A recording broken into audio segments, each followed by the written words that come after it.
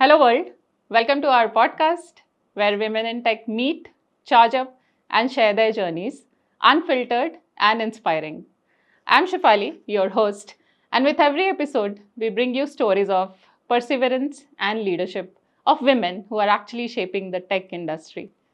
From career breakthrough to navigating challenges, we deep dive into real life experiences and the learnings along the way.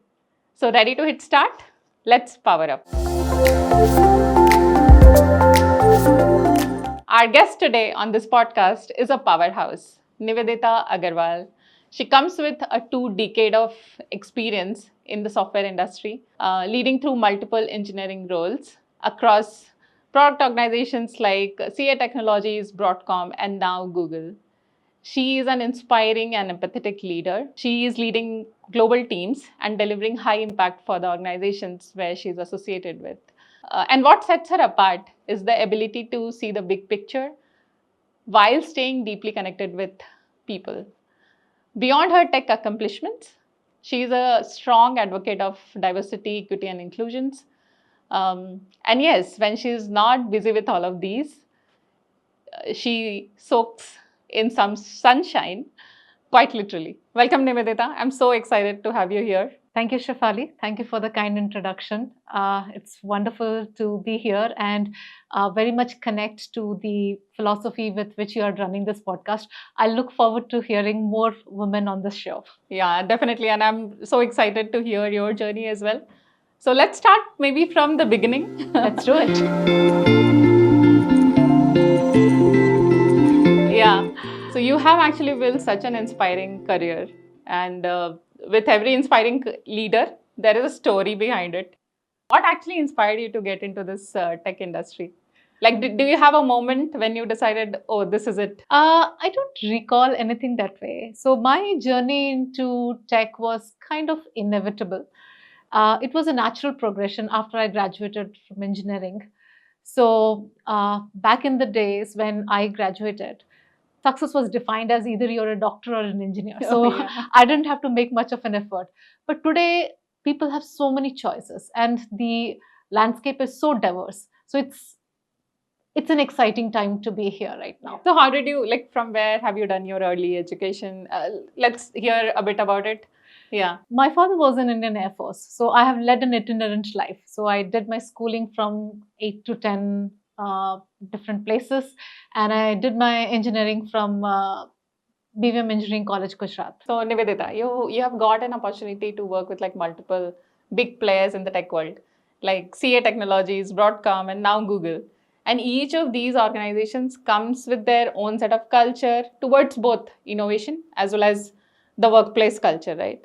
So how have these experiences kind of like helped you to define technology and leadership? I'll give a bit of a longish response to this. Yeah.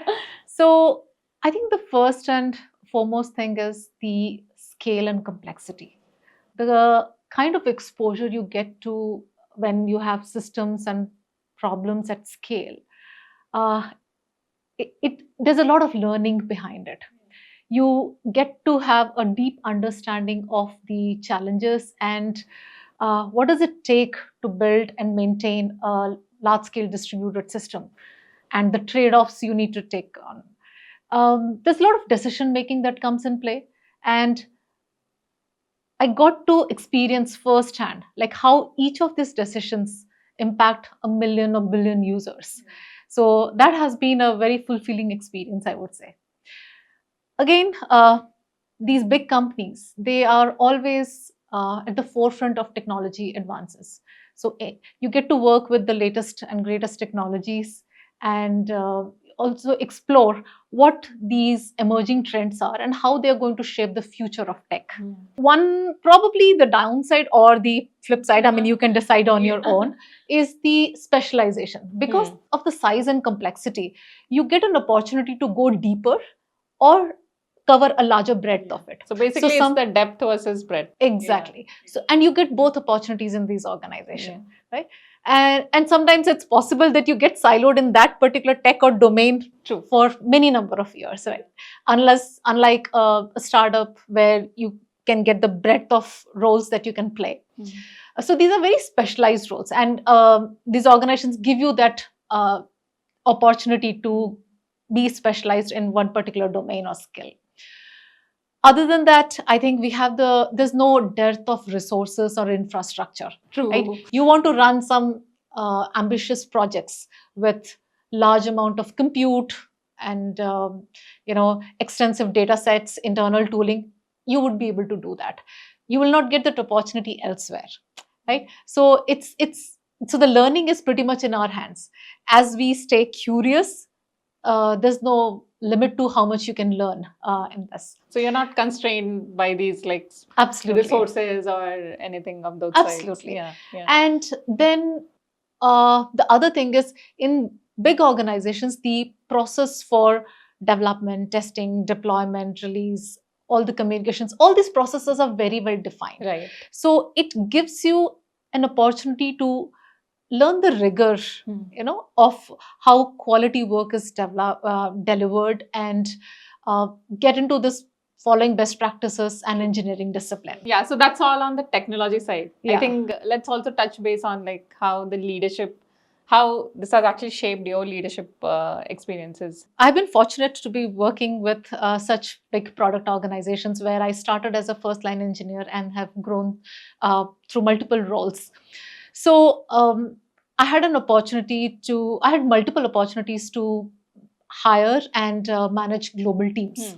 So that was a very good experience. I wouldn't have gotten anywhere else. Working with people from different parts of the world, different cultures, different time zones, all that's added to what I have gained, how to work with different people, right? So it's the ability to navigate the complexity of a organization. Sometimes it's heavily matrixed too.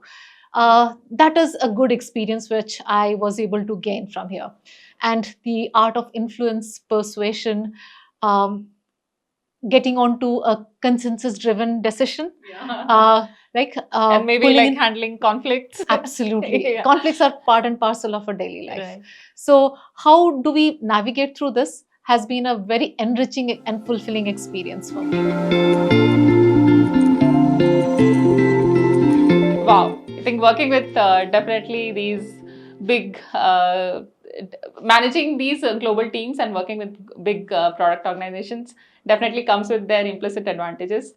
But I do feel that leading the teams in a fast-paced environment is no small feat. Basically, keeping and supporting your team while managing these expectations, which are also coming from your stakeholders. So, how do you navigate the challenges, both internally and with your stakeholders? Yeah, I mean, challenges would be there. Yeah. But I figured it out probably after working for so many years that clear communication is paramount. Whether it is to your team or to your stakeholders, keeping everyone apprised and having the transparency so everyone understands what's expected, how we are progressing, and are there risks and blockers at the same time. So all of that is very important. The other thing which I focus on is, when there are conflicts, you assume that the other person has a positive intent. Everyone wants to solve a particular problem. That's good for the organization. Our approaches may differ. So probably that's a reason of conflict. But the intent is right. Yeah. Intent is positive. Once we assume that, then the focus shifts on to the task at hand or the contention point, but not on the individuals. And that helps in resolving the tension to an extent. I also spend or invest in building relations with my stakeholders as well as the team. Yeah. Once that relationship is built, it becomes, we trust each other, and it becomes much more easier to work when both parties are trusting each other, right? Be it your team or stakeholders. So I focus more on building relations and assuming positive intent while working through it, and definitely listening more than communicating, because you have to understand what is the other person's need too. Yeah. So that has helped me navigate through these challenges. Why don't you suggest a recipe maybe for this? These are the tenets or the belief system that I have. And there's no set formula. Each situation is different. Sometimes it could be very local, sometimes different cultural differences could be coming into picture, and you basically pick one which what looks right to you at this point, right? Be authentic. If you want to try out something, go try it out, see what happens, get some feedback and iterate on it. So it's more of an iterative process. And then during this iterative process, you discover yourself too. So it's not just that particular conflict. You are also on a journey of self-discovery where you understand your strengths. So take every conflict or any challenge as an opportunity to rediscover your strengths. That's what I would say. Yeah, and I think it really resonates with what you also called out, having a clear communication and transparency, both Yeah. inwards and outwards, definitely helps. Absolutely. I'll call them as foundational for any two people to work on coming together and working on to make something successful. Yeah, and in fact, I really like the point that you called out, that focus on the problem, not on the people. Right. Yeah. Okay. As long as we are focusing on the problem, people don't take it individually, or they don't feel targeted. And then another thing, I would probably put something from my past. Yeah. When I became a new manager, it was quite abrupt. I was a strong individual contributor, and one fine day, my leadership decided they want to make me a manager and give me a big team to manage. So I wasn't very sure if I am ready to be a manager and all. So that time I had a coach. I have always had mentors and coaches. I mean, that's something I have always benefited from, and I would advise every individual, every woman to have a mentor or a coach. Yeah. So my mentor told me that just make one small change. Whenever you say you, just change you to we. And I think that was absolutely magical. Whenever I have to say, I'm working with my team and I say, hey, you missed the deadline or you didn't deliver, I would always say, we missed the deadline, we haven't delivered it. So what is the plan? So it makes them feel that I'm along with them. Exactly. And they are not a separate party. So I think I got their buy-in while working alongside them. So it was not a bumpy ride, and it was quite smooth for me to take on that role. Yeah, and I think that also shows in your like people first approach. Absolutely. And the empathy that you have, right? They say, right, if you have to walk faster, walk alone. But if you want to walk for far, walk along with people. So yeah, people do come with different strengths. I always look at how we can leverage their strengths, and I think that has worked out very well and helped me build high-performing teams. As an individual, like quite early, I understood that it's not about an individual success, right? And it's more about creating an ecosystem where all of us can succeed. And that formed the basis for me to ensure how we can build high-performing teams. So yeah, and I think that like as a leader, you grow when your team grows, right? Yeah. Exactly. Yeah. That's the advice. So I was told, like, a manager or a leader is as successful as his or her team. Yeah. So you focus on your team's success first, and along with the team, you automatically grow. Yeah. So with the tech world, it's a continuous evolution. With so much going on the tech evolution, how do you basically strike a balance between like going for this cutting edge technology research or building something which is actually practical and being used by users? Yeah, it's a balancing approach. So I think it's not just me, and almost everyone should have the agility to understand how these two things can be done together.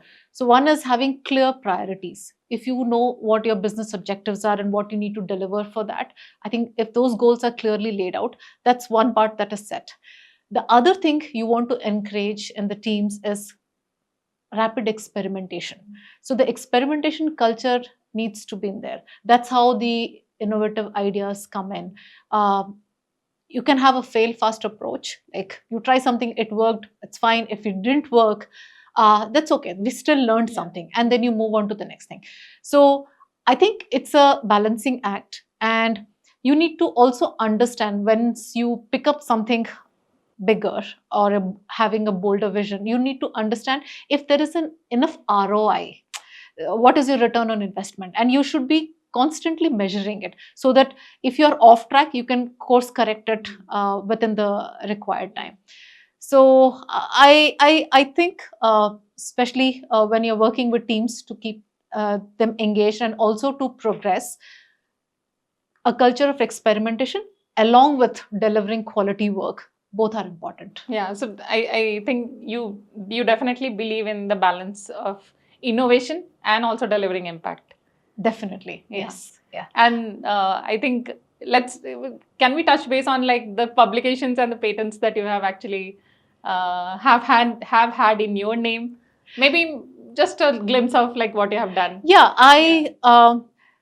the thing is, like, when you come across something which has a novel idea, or something which you researched, you would like to share it with the rest of the world, and that's when we start writing about it and publishing, so that more and more people get to know about it. When I also start looking for a new technology or anything, I look for research papers, right? So from there I learn. So it's the same thing, it's just paying it forward, or like contributing to the community, so that we all learn and grow together. I think let's get to see the fun side of yours. Okay.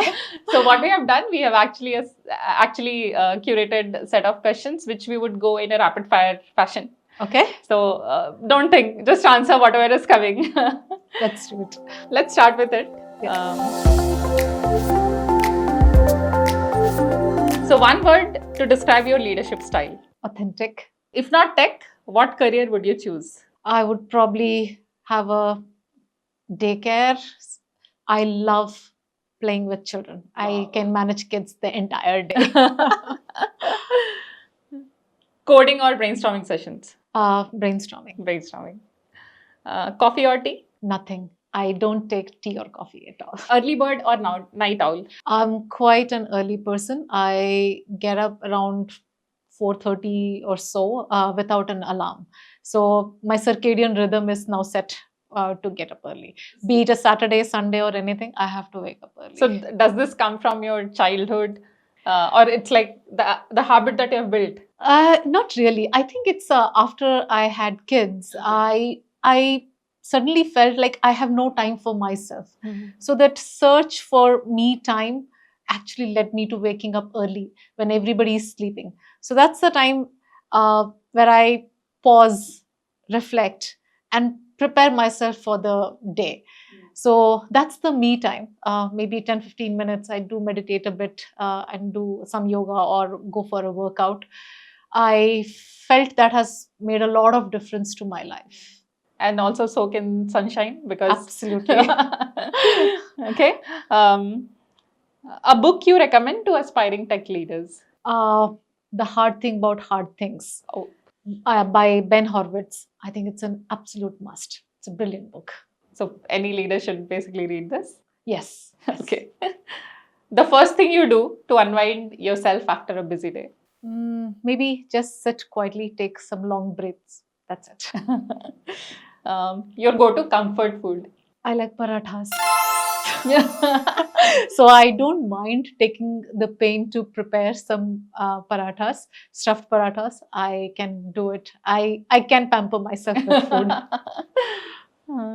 One thing on your bucket list, which is still pending? Travel to different places. I absolutely love traveling, and whenever I get an opportunity, I just want to explore new places. I think that has opened a lot of my perspective. Meeting new people, exploring new places gives a complete new dimension to my life. So I think traveling to different places is always going to be in my bucket list. I've been doing it, but it's an endless list, I would say. Any next destination on your mind? No, it's not that I have to go out of India. I mean, there are many Indian destinations. I have traveled abroad too. So it's a mix, whichever opportunity comes up. Yeah. Okay, and the last one piece of advice to your younger self. Probably I would say be kind.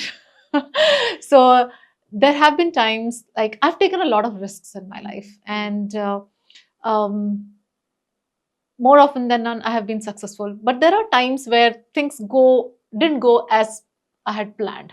So I would cringe and would be thinking, I shouldn't have done it, or why did I do that? So basically, hard on yourself. Yeah, I don't, looking back, I think I don't need to beat myself for that. I would have been a bit more kinder towards myself, and I would tell, like, it's okay, it's fine. I mean, I tried, I learned something. Take the learning, move on to the next one. Yeah. Yeah. So one thing that really stands out, Nivedita, for you is your passion for driving the diversity and inclusion efforts. So can you share more about this? Yeah, I have been fortunate that the organizations I worked for, or I'm currently working, they have been supporting my efforts in promoting diversity, inclusion, and equity.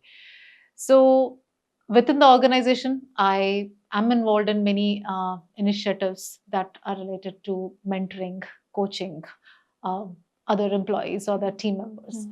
As well as an outside, I have been a part of many chapters like Women Who Code, or talking of Anita B, I have been associated with Anita B Grace Hopper Conference since its inception in India in 2010. Wow.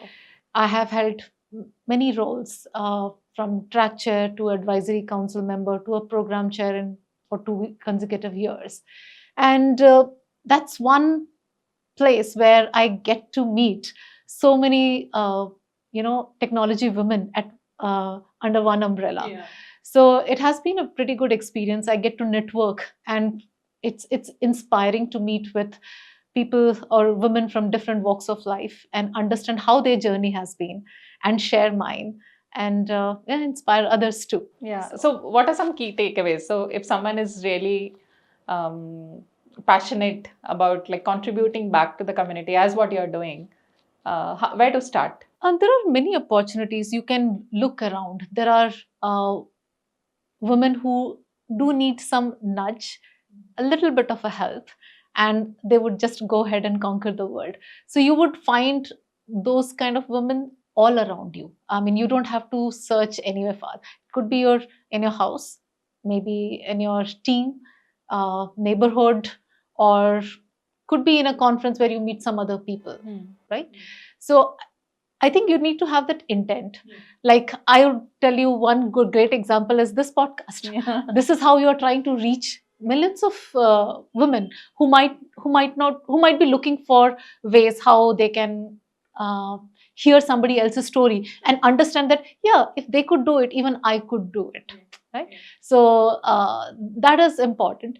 And it could be a podcast, it could be just making yourself available as a mentor, and saying like, hey, I'm happy to share my experience and then help you in case you want some, if you want to talk to me. Many people will come and speak with you. I think it's more about talking about it, and make yourself approachable. People will automatically come to you. So the long association with this overall driving diversity and inclusion efforts. So was there a moment which had a big impact on you? Not a moment per se, but there's an initiative that like I think was one of the most impactful ones. So we I think it was in year 2017, or I wouldn't remember it clearly. We ran Codathon for tier 2 and tier 3 girls, Okay. city girls, right? So we helped them how to check in their code, how to solve, and how to present their ideas, what they have done. From that, we selected a couple of women who traveled. So they traveled to the conference, and they also got an opportunity to meet with different companies that had come there for hiring. And some of those tier 2, tier 3 city girls who got an offer letter on the spot, you could see they never believed that they could also get an offer to work in a multinational company like this. And that was possible due to the effort we did, and could get them a platform where they can come and share their expertise. I think that has been a very fulfilling experience, and where I was able to make a difference to the lives of so many girls there. Yeah, it's a real difference, Yeah. right? And in fact, how it is impacting their long-term career and getting that exposure in itself is very difficult for. So was it through through your organization, or it was? No, it was as a GHCI. Like, Okay. that was the program we had run for. Like first time we had run a codeathon for all these women. Also as part of Women Who Code, again we have the city chapters where I have helped with the hackathons or the conference sessions. So yeah, it has been a good experience there too. So Nivedita, with so much going around you, not just managing a high performing team, delivering high impact quality products, you're also like stepping up on driving these diversity efforts. So in all of this, how do you basically balance? And your kids don't complain about not getting your time. Uh, I think I also rely on the ecosystem. It's important for when you want to try out multiple things, you have the ecosystem that supports you. So I have a supporting husband, definitely a lot of credit to him. And with kids, what I've understood is it's not about the quantity of time, it's about the quality of time that you spend. So instead of sitting with them for 1 to 2 hours, I prefer sitting with them for with one child for 15 minutes and just understanding how their day was, how are they doing, anything concerning, on all of that. So I think that has worked out very well. And I keep asking them, like, what we would have preferred, like a stay-at-home mom or a working mom. They always have said, like, yeah, we like it that you're working and we're very proud of you. And I think that keeps the journey going for me. Yeah, that must be like adding to the fuel of doing more. Exactly. Yeah. Yeah. Coming towards the end, any advice that you would basically share for leaders who are stepping up, or in fact, like somebody who's just ramping up on the leadership role? I think leadership or not, it's more about growing, right? And growth happens when you push yourself outside of your comfort zone. So I would advise everybody to take risks or make the most out of any opportunity that comes in front of you. If someone says, hey, we have this, would you like to host it, or who would like to take this up, raise your hand and then figure out how to do it. Yes. But first raise the hand. I think that is something which I have always done, and I would encourage everybody to take risks. There could be phases in time where you're not ready or you cannot dedicate so much time. It's okay to step back. Yeah. But for most of the opportunities, you should be able to do it. So when we take risk, again, a lot of things would plan out. And if things don't work out in your way, again, as I mentioned earlier, be kind. Be kind to yourself. Take the learning. That is more important. That learning is the growth, actually, we would say. Yeah, and with those learnings, you can do better in the next in the next chapter. Exactly. Yeah. Any example that you would want to share, like how you have taken a risk? Reflecting, I think in my previous organization, I was asked to lead the internationalization team, the globalization team, right? So, and I knew nothing about it. So that's the team of linguists and translators. So my first instant, I thought I should say no. I just don't know how would I manage such a big team of globalization engineers. But then I said, okay, let me take it up. At least I learned something. So I picked that up, and I think it all boiled down to staying curious and trying to learn how they are doing, what they are doing, how they are adding value, and bringing in your experience to see how that can fit in here. So I think it was a pretty good experience. We were able to optimize so much of the processes and make it profitable. And if you would see, one of my patents is also on globalization. Yeah. So I was able to learn more about it and contribute to it. I think that was a big risk, but yeah, it all panned out very well. Yeah. So, yeah. Thank you so much, Nivedita, for spending your time and sharing your story with us.